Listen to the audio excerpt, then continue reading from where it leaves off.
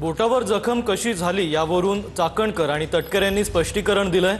अलिबाग दौऱ्यात दरवाजा लागल्यानं बोटाला जखम झाल्याचं तटकरे म्हणतात, तर चाकणकरांना दरवाजा लावताना बोटाला जखम झाली असा दावा आता कार्यकर्त्यांनी केलाय। धायरीमधील कार्यकर्त्यांचा व्हिडिओ चाकणकरांनी स्टेटसला ठेवलाय।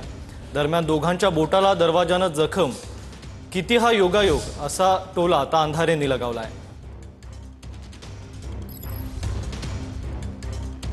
माझं बोट लोकसभेच्या निवडणुकीचा अर्ज भरताना त्याच्या 2 दिवस आधी अलिबागला कशा पद्धतीने ॲडव्होकेट प्रवीण ठाकूर माझ्या जिल्ह्यातील एक नामांकित सिनियर वकील आहेत, ते मधुशेठ ठाकूर म्हणून आमचे माजी आमदार होते, त्यांची समाधी आहे, त्यांच्या गावातल्या समाधीला दर्शन घ्यायला गेलो तेवढ्यात ते प्रवीण ठाकूर मला भेटायला आले। मग त्यांना भेटून मी निघाले असताना त्यांनी दरवाजा लावला, त्यावेळेला माझ्या इथे जखम झाली। तिथेच चोंडीच्या हॉस्पिटलमध्ये जाऊन 5 मला स्टॅपलही टाके मारले। ते नंतर मी दिल्लीत आलो होतो त्यावेळेला सुद्धा होतं। आपण जर का माझी दिल्लीमध्ये आल्याच्यानंतर बघितलं असेल ते होतं। आता याचा अर्थ कोण कुठे लावणार असेल तर दुर्दैव आहे, याच्यापेक्षा काय म्हणू। प्रत्येक वर्षी ताई आमच्या इथं आरतीसाठी येतात, त्या दिवशी पण आरतीचं नियोजन आम्ही ताईंना घ्यायला रिसिव्ह करायला वरती गेलो होतो।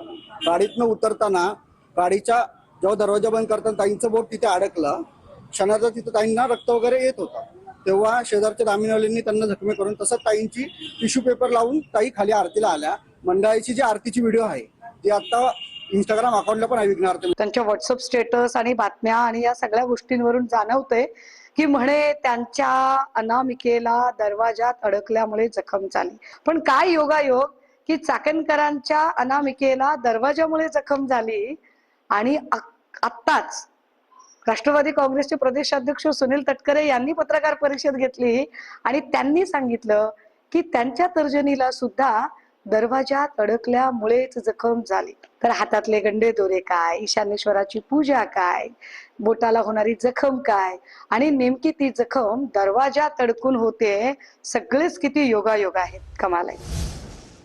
बारामती विधानसभेची पोटनिवडणूक बिनविरोध व्हावी यासाठी आम्ही प्रयत्न करणार असल्याचं सुनील तटकरे म्हणतात। निवडणूक बिनविरोध करण्यासाठी मवियातील नेत्यांची भेट घेणार। बारामती विधानसभा पोटनिवडणुकीवर सुनील तटकरेंनी ही प्रतिक्रिया दिली आहे। तर बारामती विधानसभेची पोटनिवडणूक बिनविरोध व्हावी ही इच्छा असल्याचं सुप्रिया सुळे म्हणतात।